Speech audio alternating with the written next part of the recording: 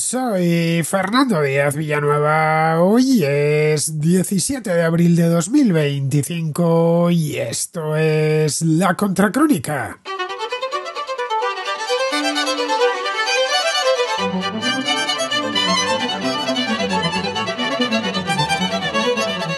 La guerra comercial que Donald Trump ha declarado a todo el mundo busca, según él, reequilibrar el comercio y repatriar la industria a Estados Unidos.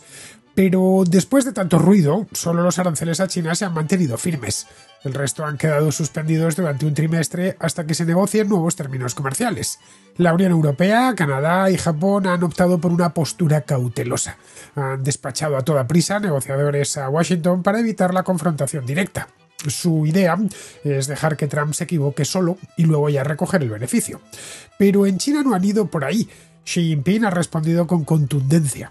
Quiere luchar hasta el final, y esto es textual, contra lo que considera una agresión injusta, incluso si esto lleva a una ruptura total del comercio bilateral, lo que equivaldría a una disociación económica. El comercio con Estados Unidos representa aproximadamente el 3% del PIB chino y el 15% de sus exportaciones, unos 450.000 millones de dólares anuales. Sigue siendo, a pesar de que las relaciones comerciales ya eran tirantes, el segundo destino para las exportaciones chinas tras la Unión Europea. Los nuevos aranceles han encarecido tanto los productos chinos en Estados Unidos que muchos de ellos han dejado de ser competitivos, lo que podría reducir el crecimiento del PIB chino entre 1,5 y 2 puntos porcentuales. Eso podría traducirse en cierres de empresas y el consecuente aumento del desempleo, en una economía que, por cierto, ya está bajo presión. Para compensarlo, China planea incrementar su presencia en el mercado europeo. Esto podría tener consecuencias, podría saturar Europa de productos chinos. Los aranceles podrían forzar a países del sudeste asiático, como Vietnam o como Tailandia, a alinearse con Estados Unidos, cuyo mercado es atractivo por su alta renta y su desaforado consumo. Estos países, antes dependientes de China económicamente, podrían priorizar ahora a Estados Unidos, eso sí, siempre y cuando Trump no termine espantándoles. Pero eso tampoco ha disuadido a China de responder con dureza, que con esto hace un cálculo estratégico. Ceder ante Trump podría debilitar la autoridad de Xi Jinping y del primer ministro, de Li Qiang, que temen que una postura conciliadora no garantizaría la eliminación de los aranceles y, además de eso, erosionaría su legitimidad interna. China percibe los aranceles como un intento deliberado de frenar su ascenso, una prioridad de la política exterior estadounidense desde el primer mandato de Trump, que luego, posteriormente, continuó Joe Biden. A diferencia de 2018, cuando China negoció para preservar las relaciones, ahora ven la relación con Estados Unidos como algo irreparable y se preparan ya para un entorno hostil. Xi Jinping ha reforzado el control político y social del país, ha abandonado cualquier expectativa de liberalización y apuesta por la autosuficiencia en tecnología, en inteligencia artificial y en el control de las cadenas de suministro. La reestructuración no es cosa de ahora, llevan años reorientando su industria hacia el consumo interno y también mediante proyectos como la iniciativa de la Franja y la Ruta. La fortaleza tecnológica china, ejemplificada en casos como el de DeepSeek, que veíamos hace un par de meses, y el crecimiento de su sector de defensa, refuerzan su confianza. La opinión pública también rema en esa dirección. La retórica trumpista ha provocado mucho resentimiento en el chino de a pie. Para los nacionalistas chinos, la ruptura comercial con Estados Unidos es algo deseable, que les liberaría de la dependencia de este país. Xi Jinping busca proyectar esa fortaleza de cara al mundo y posicionar a China como la guía moral en el panorama internacional. En definitiva, que solo ven beneficios en esto.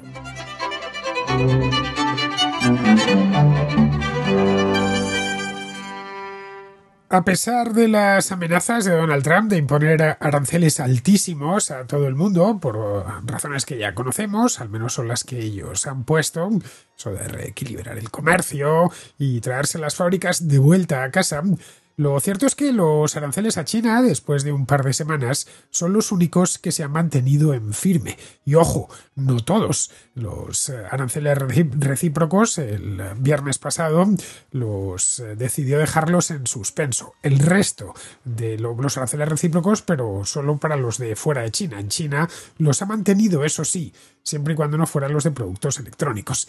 La Unión Europea y Canadá, frente a esto, y Japón también, y Corea del Sur, lo que han preferido hasta el momento es mantenerse a la espera. se han decantado por la sabia opción de nunca molestar a tu enemigo cuando se está equivocando. Pero en China han hecho lo contrario, en China han decidido responder. Han declarado, os lo contaba el otro día, que en esto van a luchar hasta el final, hasta el último aliento, contra lo que consideran algo así como un atropello injustificable. En Pekín no se hacen ilusiones de que esto cambie la política de Trump hacia su país. De hecho, saben que con cada represalia, y están tomando una tras otra, bueno, están tomando represalias porque les están haciendo antes todo esto. Son, a fin de cuentas, represalias. Bien, ellos saben que si toman medidas, cada represalia traerá otra, traerá aparejada otra. Entienden que luchar hasta el final implica que si lo llevan hasta sus últimas consecuencias, esto terminará ocasionando una paralización total o casi total del comercio bilateral con Estados Unidos, lo que en la práctica pues equivale a esto de lo que hablábamos el otro día, la semana pasada, que hablábamos de la disociación económica. Bueno, pues terminarían en un plazo de tiempo, además, relativamente corto, disociándose por completo económicamente de Estados Unidos. Esto sería un movimiento, escuchadme bien, un movimiento capital, de estos que pasarían a los libros de historia económica el día de mañana, sobre todo si se hace de una manera muy veloz, de la misma manera que la asociación económica chino-estadounidense ha pasado a los libros de historia, su hipotética disociación pasaría también. Eso sí, la asociación fue algo más lento.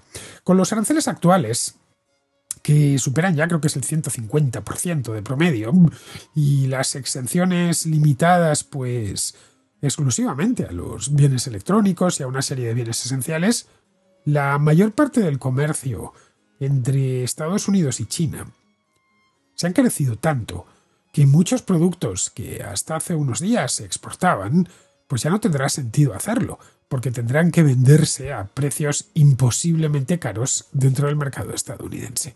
A fin de cuentas, cuando exportas algo es porque sabes que al otro lado hay alguien que te lo va a comprar, porque el precio será competitivo, pero si no, pues evidentemente no lo exportas, no haces todo ese trabajo. Para ambos, esto supone ya de por sí un hecho relevante. El comercio con Estados Unidos representa en torno al 3% del PIB de China, más o menos, y el mercado estadounidense sigue siendo el segundo destino de exportación de China, después de la Unión Europea. Es aproximadamente, más o menos este año evidentemente será mucho menos, el año pasado, en 2024, aproximadamente el 15% de su comercio exterior total. Esto traducido a números absolutos, estaríamos hablando de unos 450.000 millones de dólares.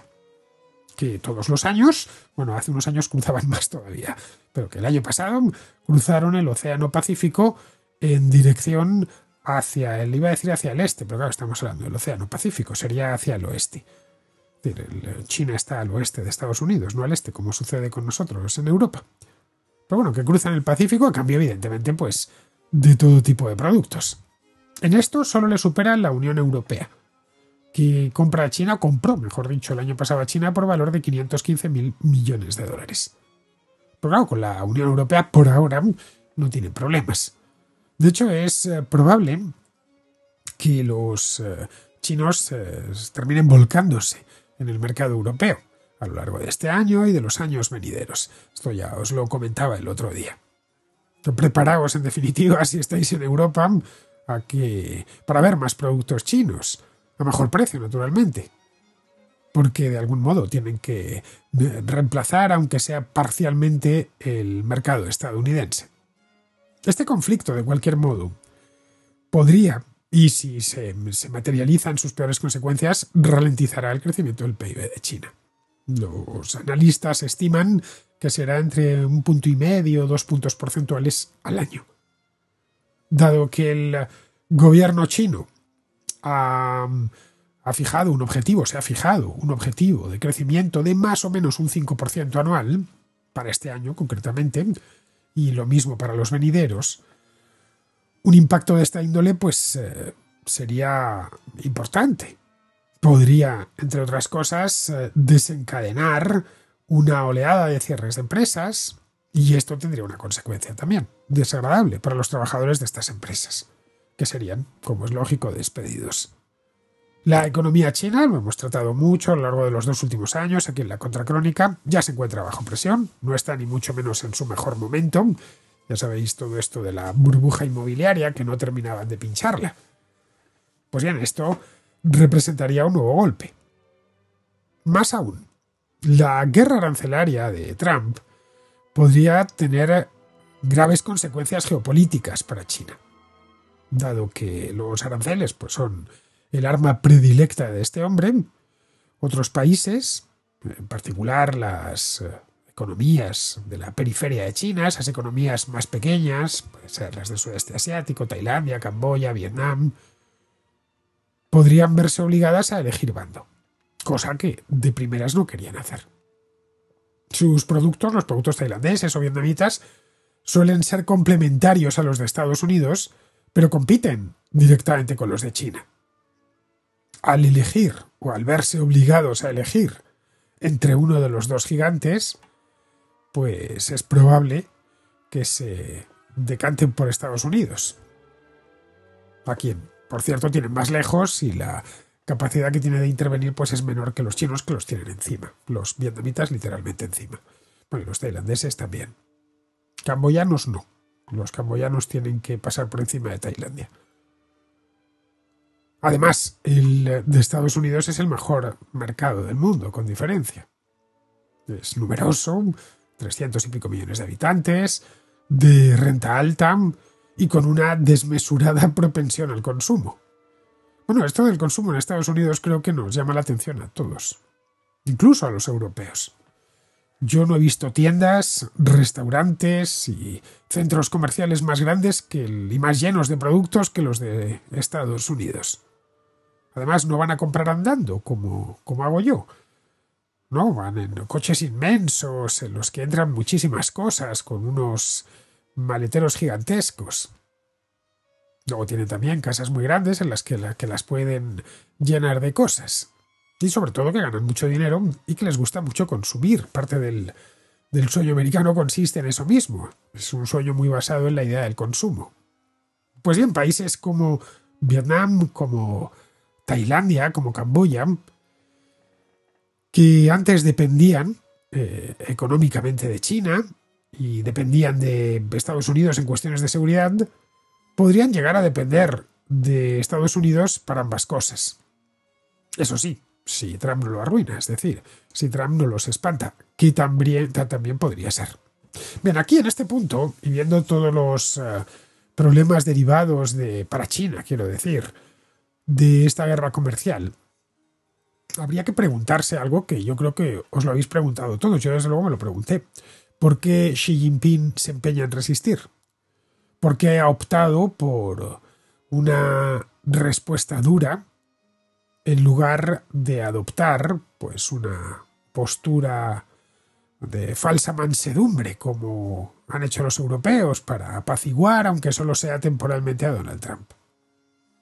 Tras el anuncio chino del arancel del 34%, recordémoslo, hace semana y pico, la reacción de Trump, que además las hace públicas, era que estaba indignadísimo, que aquello le parecía un insulto, no ya por la represalia en sí, que, no la esperaba, que es lo mejor de todo, y mucho menos tan rápido, sino por el hecho de que los chinos no se hubiesen doblegado, como sucedió con otros países, y pidiesen negociar cuanto antes. Esta respuesta tan rápida, tan unilateral, hirió el orgullo de Trump e hirió su autoridad. Bueno, más o menos lo mismo y en otro ámbito a lo que está haciendo Vladimir Putin, que se está pasando el plan de paz de Trump para Ucrania por el arco del triunfo.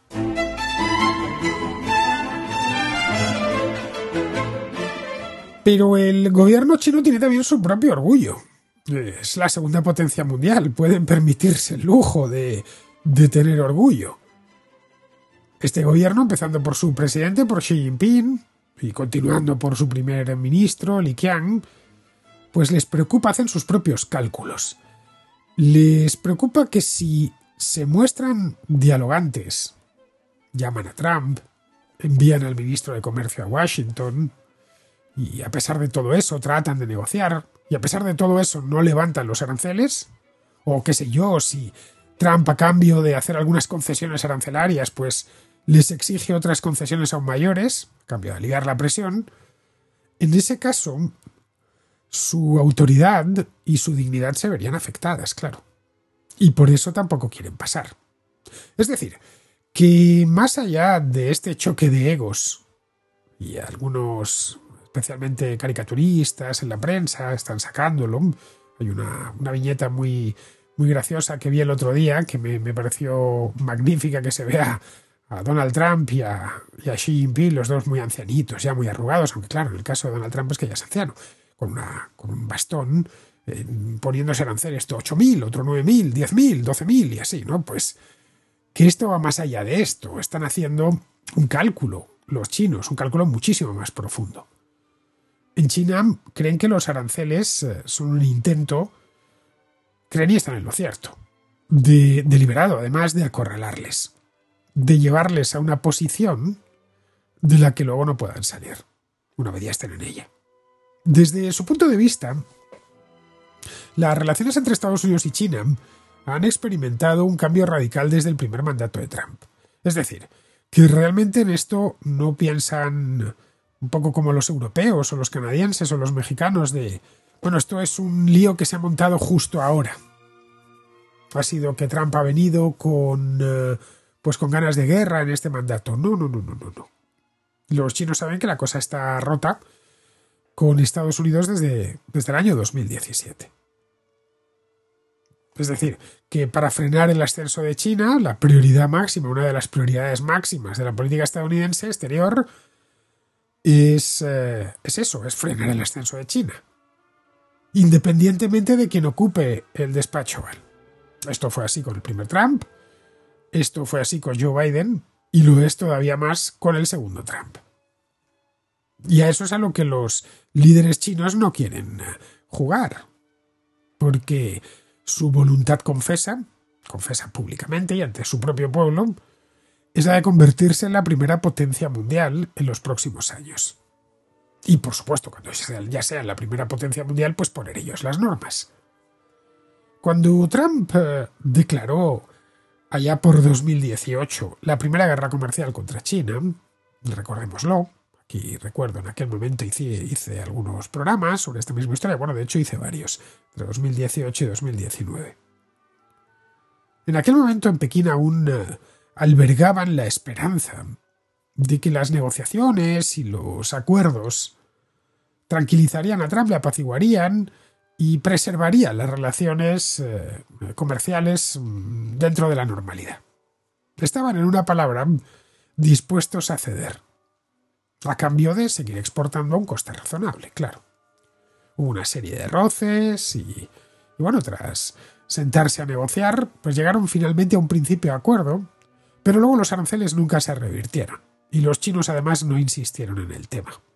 No lo sé, quizá esperaban que regresasen los demócratas de la persona de Joe Biden. A fin de cuentas, en 2020 ya hubo elecciones, la pandemia, ya sabéis, ese año pasó un poco de todo. Pero ya con Biden en la Casa Blanca en 2021 la ofensiva contra China no se detuvo. Todos los aranceles que había incrementado Trump durante su mandato se mantuvieron. E incluso Biden llegó a designar a China como el principal competidor estratégico de Estados Unidos. Bueno, fue en esta época cuando en la Casa Blanca empezaron a presionar a sus aliados en Europa y en Extremo Oriente, a los alemanes, a los británicos, a los japoneses, a los franceses, etc., con la idea de que empezasen a importar menos de China. En Europa, de hecho, hace no mucho, apenas unos meses, hablábamos aquí mismo de ese arancel especial que quería poner la Unión Europea a los vehículos eléctricos chinos. Es decir, que la idea era que fuesen desligándose de China. Ahora, con Trump de vuelta en el poder, la cosa no ha hecho más que empeorar, claro. Y esta vez ya es una ofensiva directa. En China ya lo perciben como una amenaza poco menos que existencial. A ojos de los mandarines chinos ya no hay nada más que hablar.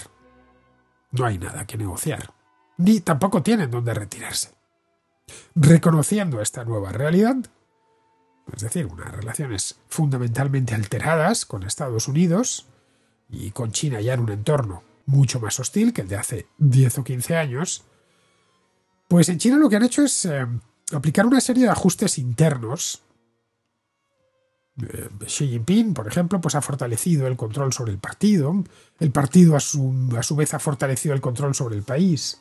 El control social es más intenso que nunca en China, con todos estos sistemas que han ido instalando desde hace unos años. Cualquier esperanza que hubiese de que China iba a liberalizarse, por lentamente que fuese, pues ya ha quedado completamente abandonada. Es decir, todos tenemos claro ya que China no viaja hacia la democracia liberal, como se pensaba en Occidente hace un par de décadas. Era un viaje que iba a llevar mucho tiempo, que iba a ser extraordinariamente lento, pero que lo terminarían haciendo. China, de hecho, no viaja, no se mueve en ese aspecto. Consideran que ya han llegado donde querían llegar.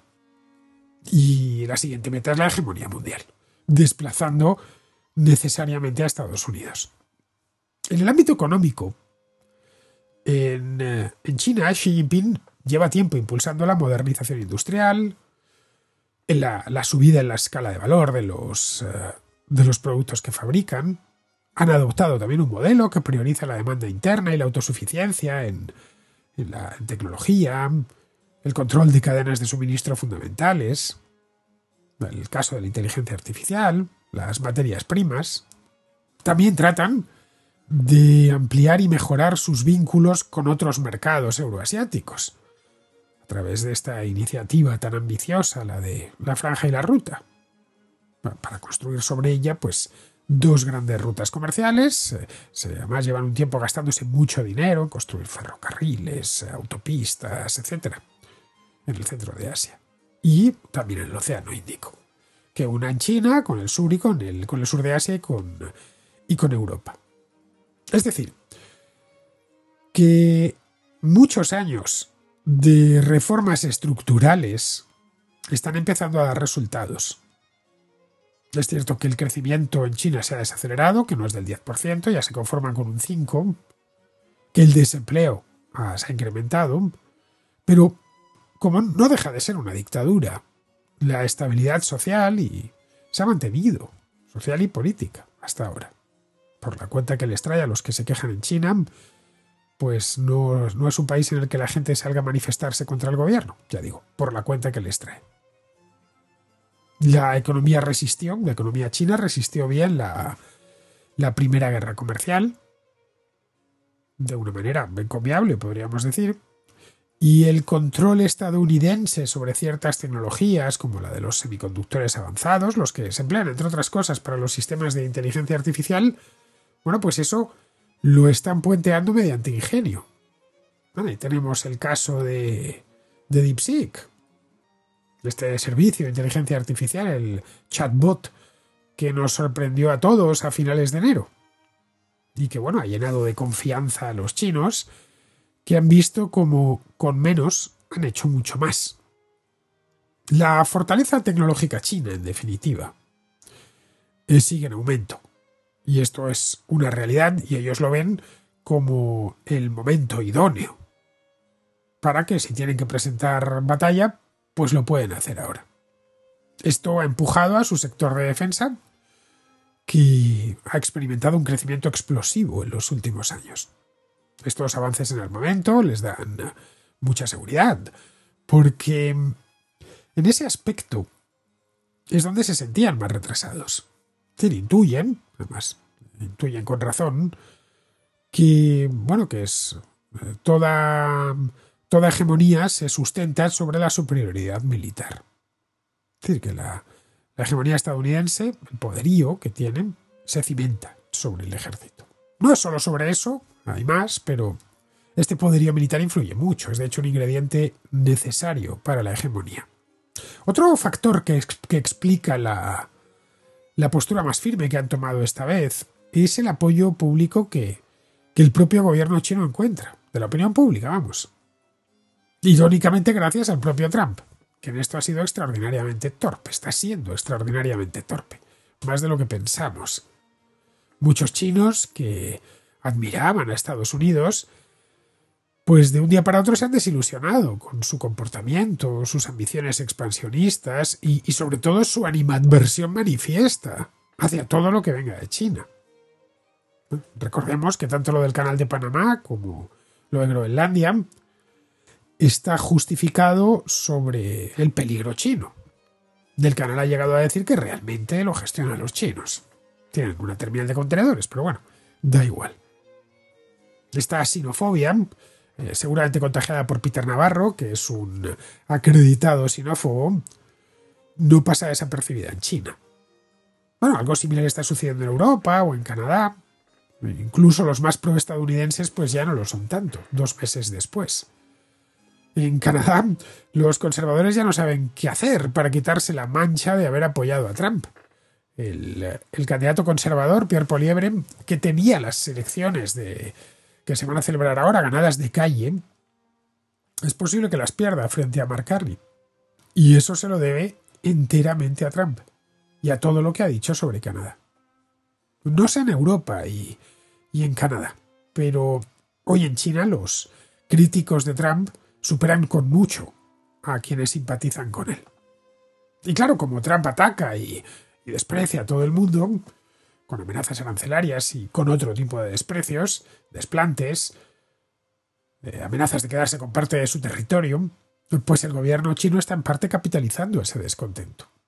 Para muchos chinos que se nutren de la propaganda oficial y el contenido viral que crean los influencers afines al gobierno, Trump es un tipo arrogante, es un ignorante, es hasta violento. Incluso quienes son escépticos o incluso hostiles a su propio gobierno ahora ven el comportamiento de Trump como una intolerable provocación. Y por ello o guardan silencio o incluso se ven obligados a apoyar la reacción del gobierno.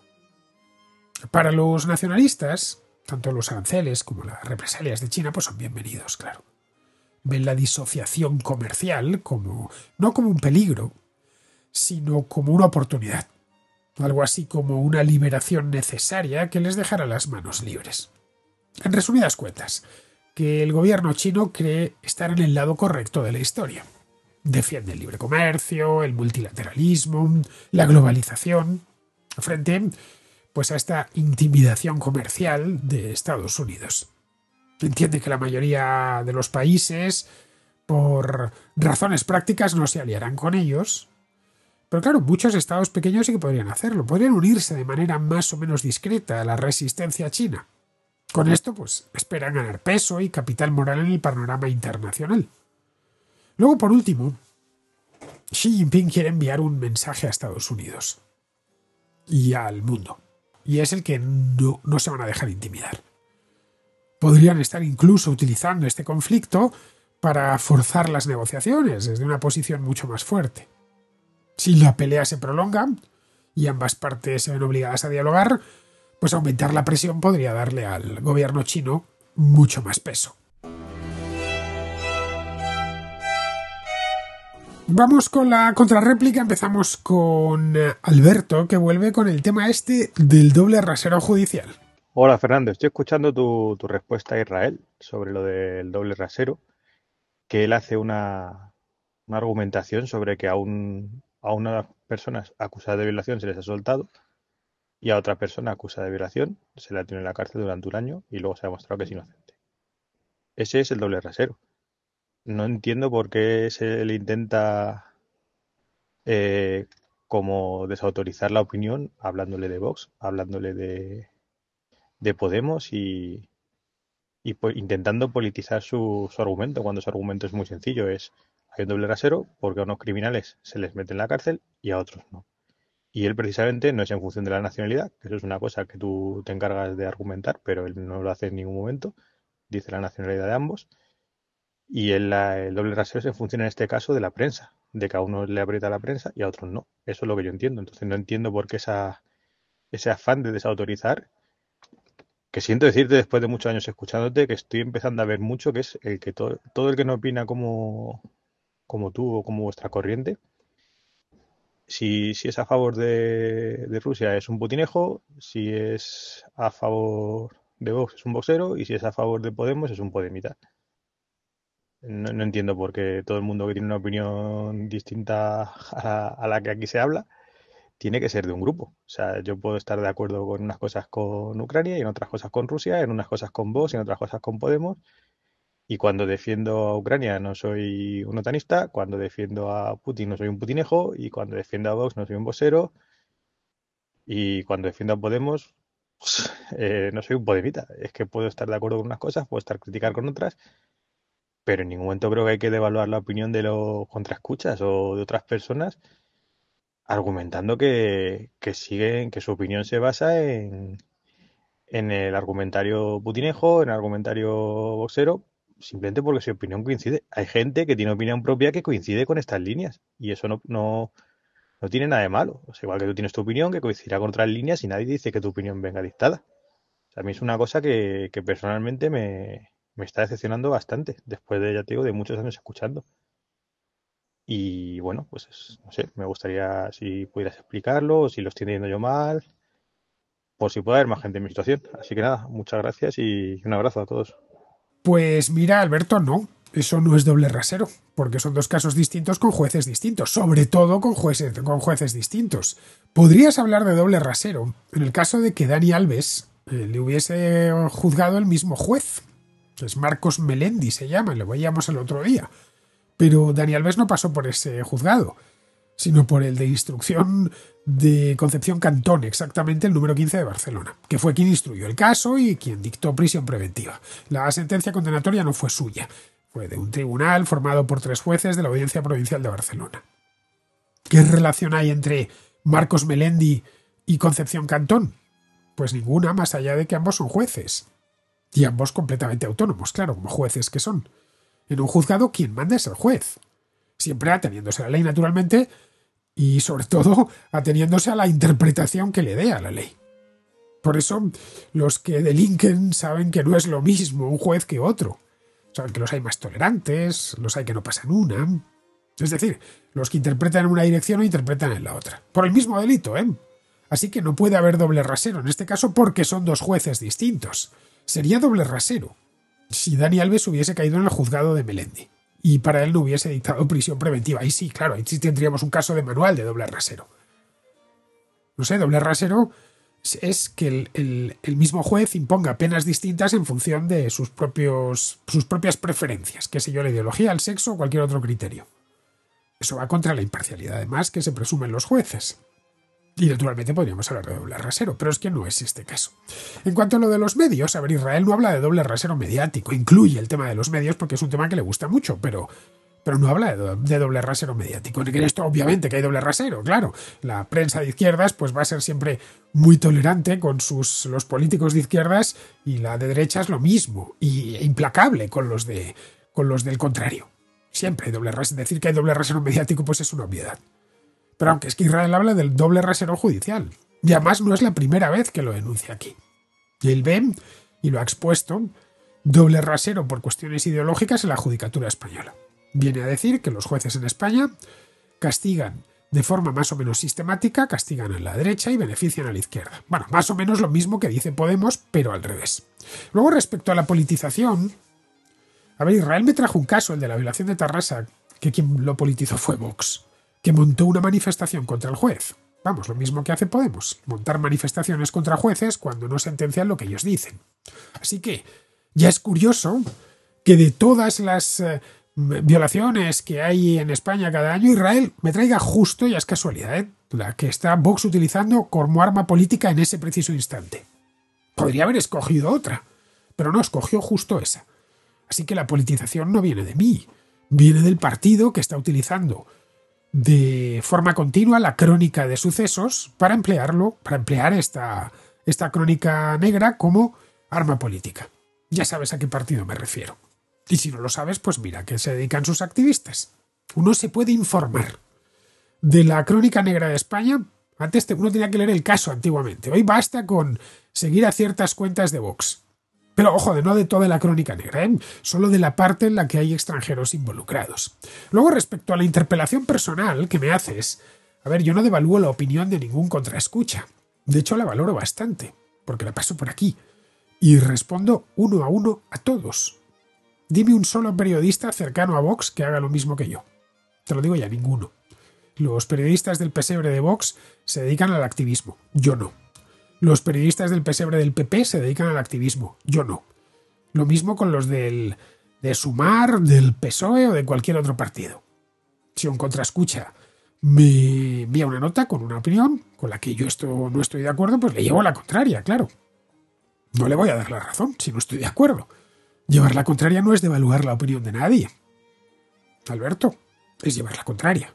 Este programa, te recuerdo, se llama La Contracrónica y me encanta además que me lleven la contraria. En cuanto a lo de que nadie dice que mi opinión venga dictada, que claro, es una víctima porque no puede ser. A los que defienden a Putin les llamo putinejos y cosas así.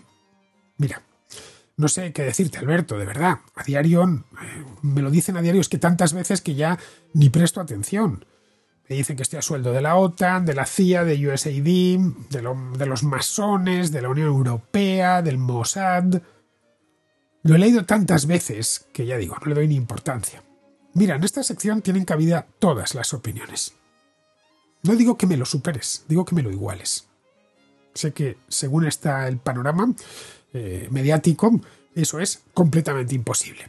Bien, vamos ahora con Leandro, que pregunta ¿qué mueve a Trump a hacer todo lo que está haciendo? Hola Fernando, ¿cómo estás? No, solo quería hacer un comentario sobre Trump. Bueno, es el tema de los últimos, del momento, ¿no?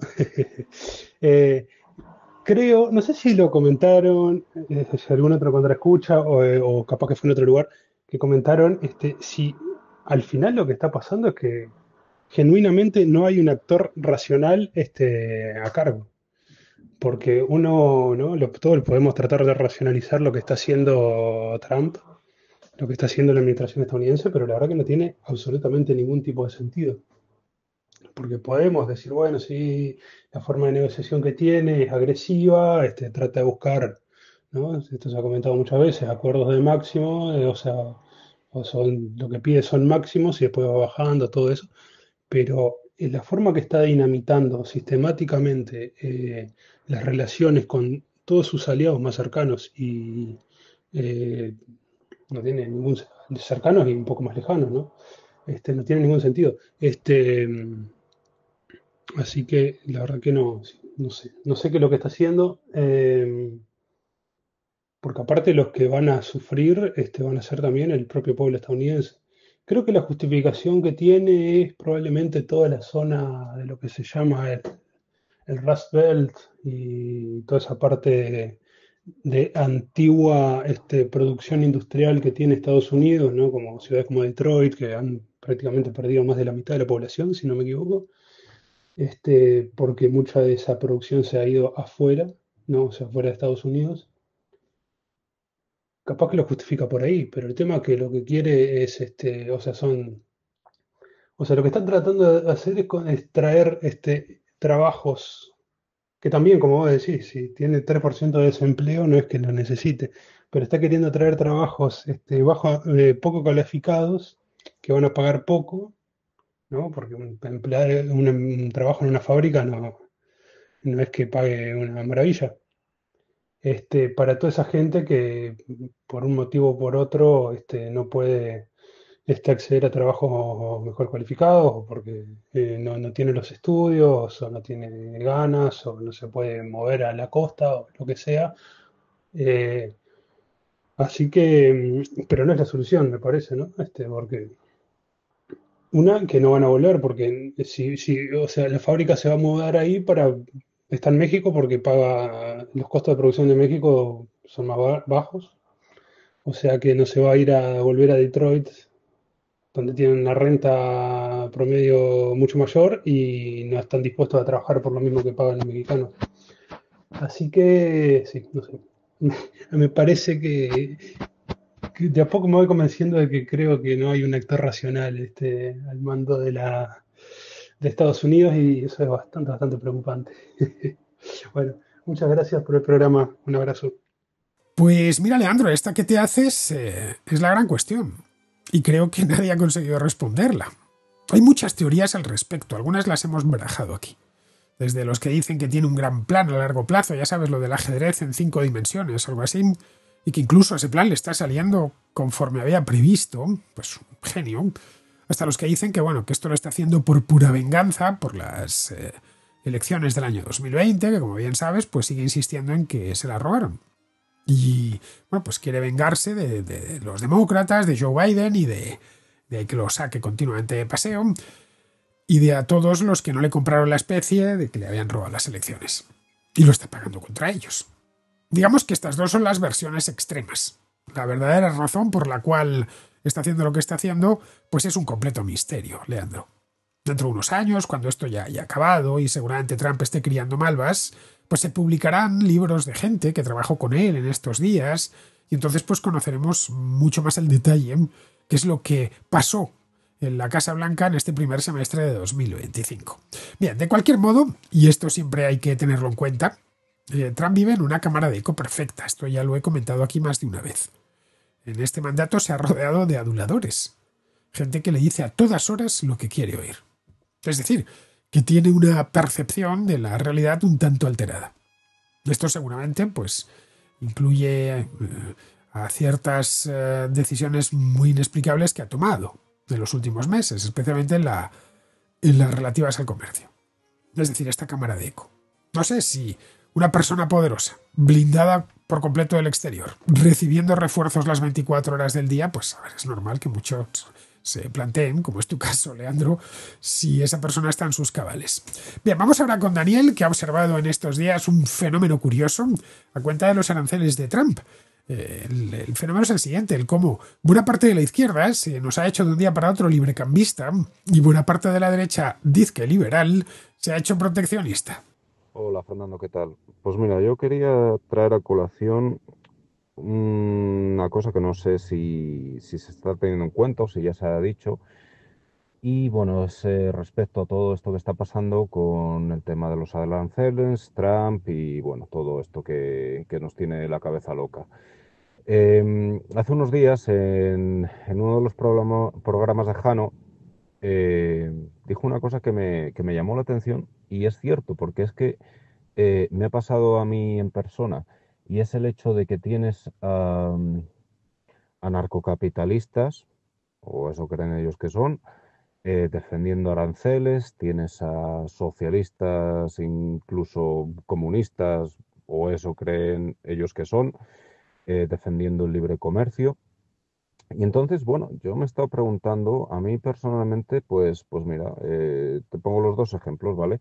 Yo hablé con un conocido, ¿no? Que había ayudado pues cuando Podemos surgió, todo eso, ¿no? Pues ayudarles, ¿no? Con los típicos temas de promoción y todas esas cosas. Pero hablando con él, digo, yo estuve por decirle, oye, ¿no te das cuenta que prácticamente podría ser un discípulo de Milei? ¿Sabes? O sea, una cosa que dices tú, o sea, él cree que es socialista, o incluso más allá, pero realmente estaba diciendo cosas que cualquier liberal clásico podría comprar. Y luego, por contra, también un amigo mío, pues muy liberal, muy libertario, que a mí tampoco me gusta usar la palabra libertario, pero bueno, y, y le costaba aceptar el tema de que Trump pues está utilizando políticas que, hombre, socialistas no, pero sí que se parecen más a un sistema intervencionista socialista que a un sistema, podríamos decir, liberal, ¿no? O de libre mercado.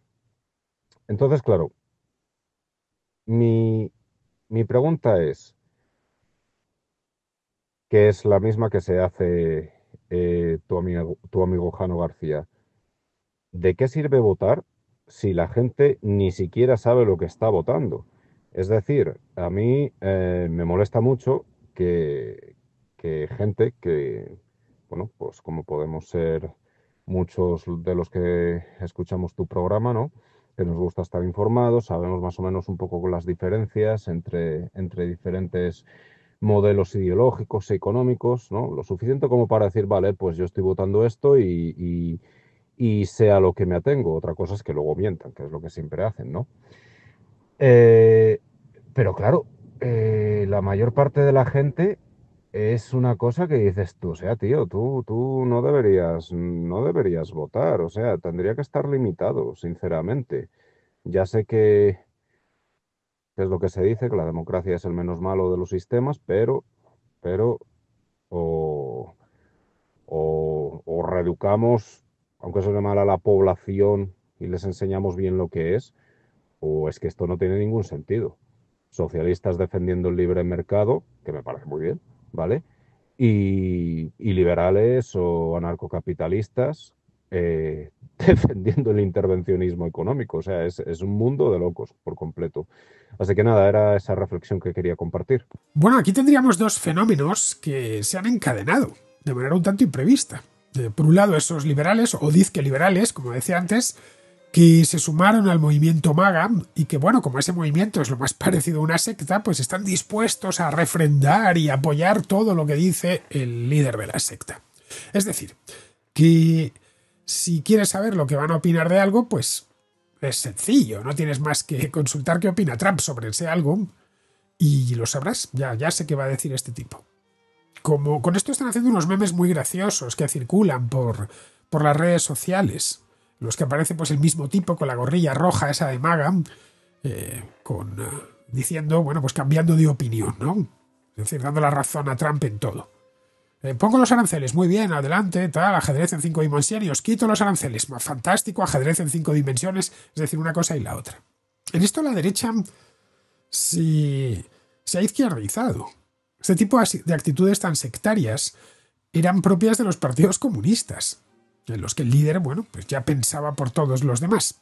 Luego, por otro lado, estarían esos izquierdistas que de natural se oponen de plano al libre comercio, que criticaban además los tratados de libre comercio, como especialmente ese que estuvo negociándose durante años entre Estados Unidos y la Unión Europea, que luego quedó en nada.